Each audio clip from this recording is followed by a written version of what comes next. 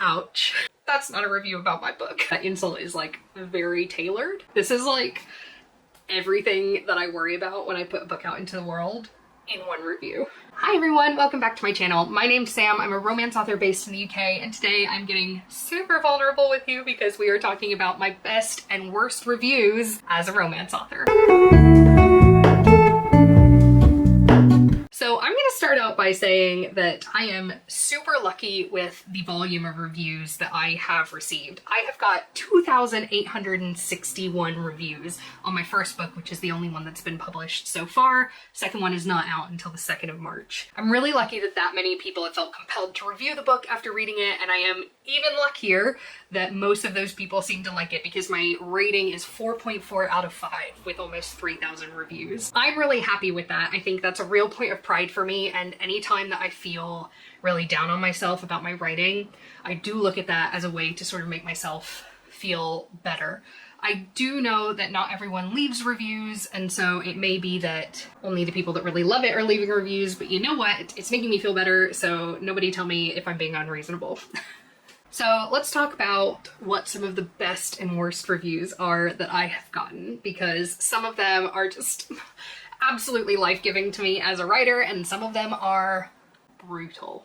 So let's have a look at both ends of the spectrum, shall we? So first, let's take a look at some of my best reviews. Let's build ourselves up before we tear ourselves down, shall we? And by ourselves, I mean myself. Why am I doing this to myself? Now, when I first look at the reviews, there are a couple of reviews that are up really high that are from people that I know, and obviously they're gonna give it 5 stars because they don't hate me, but I'm gonna skip over those because there's always something in the back of your mind that's like, they've given me 5 stars because they know me and they're my friend, not because they actually think it's a 5-star book.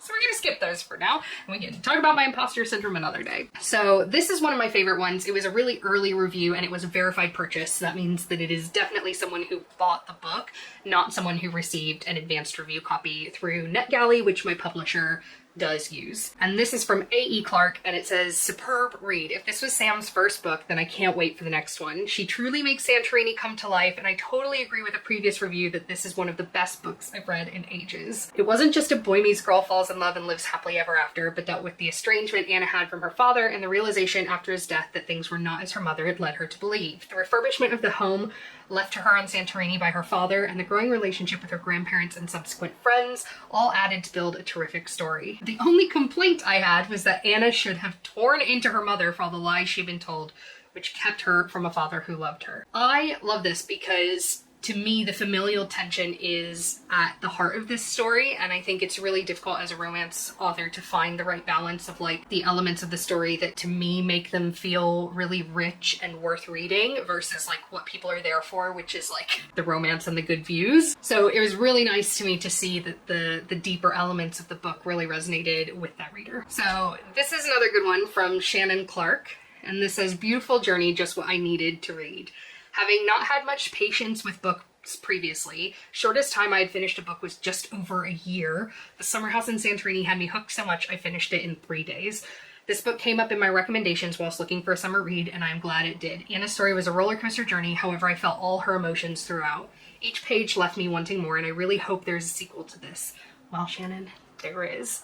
Thank you so much, Samantha, for bringing this into my life. Looking forward to see what else you have in store. I have been in reading slumps in the past, and it's not always the best book in the world, but it is the right book that kind of brings you out of that reading slump. And the fact that I could be the one to do that for someone else just makes me so happy and is literally why I write. It's amazing just to know that that would be the story that someone needed to hear in that moment. And I'm not going to read too many of the 5-star reviews because I don't want this to turn into like self-promotion fest. So what we're going to do is we're going to read another 5-star review that is one of my favorites, but for a very different reason. Ready? This one's from Lorraine Taylor. "Verified purchase, says drift into a relaxing novel. But here's the review. Loved this book. It transported you to France and the lovely life you have out there, walking to the bakery, etc. in the morning and just enjoying your day. The storyline was really interesting with a bit of a twist towards the end. Very sad when I finished the book. Such a lovely review. Would love someone to say those things about my book. That's not a review about my book." So I know why you're really here. Let's look at some of these 1-star reviews. No question about it, I am ready to get hurt again. Now, the way that I've chosen these worst reviews, because there are several, there are 48 one-star reviews, is these are the ones that actually hurt me a little bit. Because there is some on here, like I've got one-star review that says, although I enjoyed the story, I've given it a 1-star review to the references of the F word. Absolutely meant to offend you. I've not chosen ones like that. I've chosen ones that actually are a little bit gut-wrenching for me. So let's take a look at some of those. This one is from JC, and the headline is, I didn't get it. All the great reviews had me excited for this story, and I tried to stick with it, but after 10 chapters of blushing, chuckling, grinning, and giggling, followed by a fair bit of crying, I couldn't read anymore. At the end of the day, Banana, use of this pet name was annoying and unnecessary, by the way, wasn't actually a very likable person. Nikos was so cliched, it made me wince, and the endless jokey banter between them had me eye-rolling to a crescendo, whereby if I'd not been reading on my Kindle, I'd have flung the book across the room. Anyhow, not my cup of tea, couldn't read anymore. This one hurt because the endless jokey banter is like, isn't that what people are looking for? Like, don't people want that in a relationship? Did you want them to be mean to each other? Did you want them to be like really hostile? I don't know. Maybe I just don't know what romance readers are looking for. Again, I can take this with a little bit of a grain of salt because of all the wonderful reviews that I've had. But this one does hurt a little bit. And when she talks about Banana as a pet name being overused, I really tried to make the sister relationship in this book feel realistic and relatable and like something that people would feel tender about, and the fact that it annoyed someone makes me a little bit sad. Here we've got another great one from Susan Neef, complete and utter unreadable rubbish. Put that on my tombstone, ladies and gentlemen.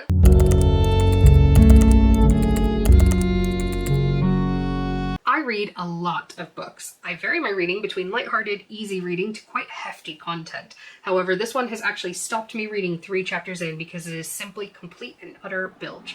How this lady has got published outside of Mills and Boon completely defies understanding. Absolutely no storyline, handsome Greek bloke who keeps winking, etc. I would have given this 0 stars if that had been possible. Please go back to your creative writing class, author. Ouch.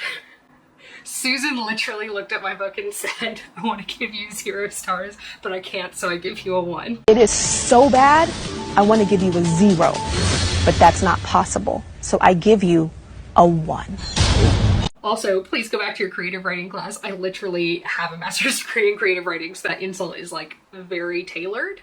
And also, I will talk another time about my publishing journey, but when she says, how has this lady got published outside of Mills and Boon, I will let you in on a little secret. I know my publisher. That's how I got published. So I'm a little bit sensitive about that. Definitely contributes to some imposter syndrome. So this one is absolutely knife in the gut to me, this review. This is like everything that I worry about when I put a book out into the world in one review. So thanks, Susan. You've made my dreams come true, but by dreams, I mean my nightmares. A lot of these 1-star reviews say that they gave up after 3 chapters, so maybe I need to go back and read the first 3 chapters and try to understand why that feels like a good stopping point for people. Not that I can do anything about it now, but just out of curiosity. So let's end with a 1-star review that I actually love, which is from someone called Ari, and the headline is Hallmark Claptrap. So it says, if you're a fan of Hallmark movies, then this is manna for your soul. I picked this up for $1.99, but that was money in the paper shredder. I was looking for something light for a change, but what I got was moan-worthy trash. If you have any self-worth and more than an IQ of 12, respect yourself and skip it. I mean, someone calling a romance book moan-worthy could be seen as a compliment there, Ari. No, but in all actuality, if you're a fan of Hallmark movies and this is manna for your soul, that really is a compliment to me because your girl loves a cheesy Hallmark movie. I grew up watching Hallmark and Lifetime movies with my mom all the time, and I do not take this as an insult. I know that my book is not hard-hitting literary fiction. I know that it is lighthearted and maybe a little bit dramatic at times. I like to think that there's more under the surface, the familial relationships, the struggles between career and romance, things like that, but I know what my book is and isn't, and I also feel really lucky that I think that the team at HarperCollins has done a brilliant job of packaging it in a way that you look at the cover, you know what type of book you're getting. And so is the blurb. I mean, the blurb is Hallmark Claptrap all over it. So I don't feel too bad about this one. So I think that's a good one to end on. If you would like to purchase my Hallmark claptrap of a book that is apparently moan-worthy, I will leave a link in the comments. If you have already read it, the second book is coming out on the 2nd of March 2023, so you can pre-order that as well. Again, I'll pop that link down below. I am working on my next working project at the moment, which is very exciting. So if you would like to follow along on that process, don't forget to subscribe. Thanks so much, everyone, and I will see you next time. Bye-bye.